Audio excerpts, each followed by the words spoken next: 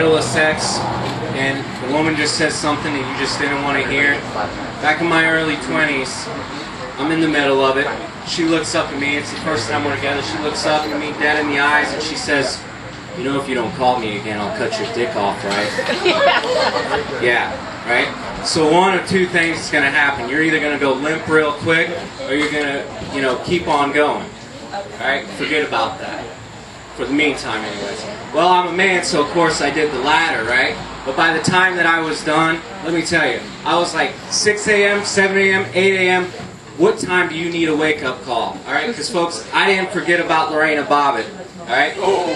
And for you that are too young, because apparently some are too young to remember that, that's the lady that cut her husband's dick off and went and threw it out the window in a field, okay? And I didn't know if she had some, fan website out there or something, right? And I wasn't going to have Mike Johnson as pick of the week, you know what I mean? So anyways, as you heard, I'm Ryan K.I. is what I go by. But what you didn't hear is I'm a former sex addict. I found this out some years back. My fiance had, told me basically I had a problem. I wanted sex too much, right? So it got to the point I was like typing online, looking for sex addiction classes, or SAA if you're a member, So anyways, I never ended up going for the mere fact that I was in the middle of BFE, Texas. I couldn't find a place. As time has gone by, I think back, if I had went, what it would have been like, So I figured out, I'd be sitting there in their circle jerk, if you will, and they'd be like, "Ron, how many times do you have sex?" I'd be like, 2 to 3. They'd be like, "A day? No. A week? No. A month? Yeah, sure, if I'm lucky." Boy, you ain't got no problems. You come back here when you got chafing, bleeding, a rash, or some kind of STD. This is for people with real problems. Alright? So needless to say, I figured out on my own that I indeed was not a sex addict. It actually turns out that my fiance was just a complete bitch that stopped caring about my needs as a man. So of course we went from being engaged to disengaged. Right, so anybody ever been to Puerto Rico before? See. Alright, Puerto Rico. I was there a couple months ago. Public transportation in Puerto Rico, that's fun, alright?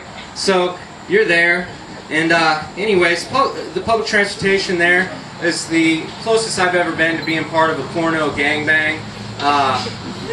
And I'll explain.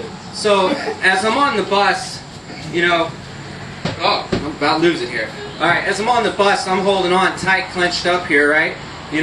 And you're holding on so tight, you got bodies pressed up against all sides of you, you know what I mean? And you might have to clench up a little bit or you're going to catch a finger. Unless you feel like playing the game just a tip. That's up to you. But me, no.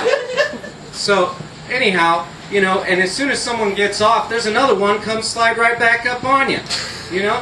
There's no warning, no hey, I'm coming in, nothing like that, right? So it's ridiculous. But by the time,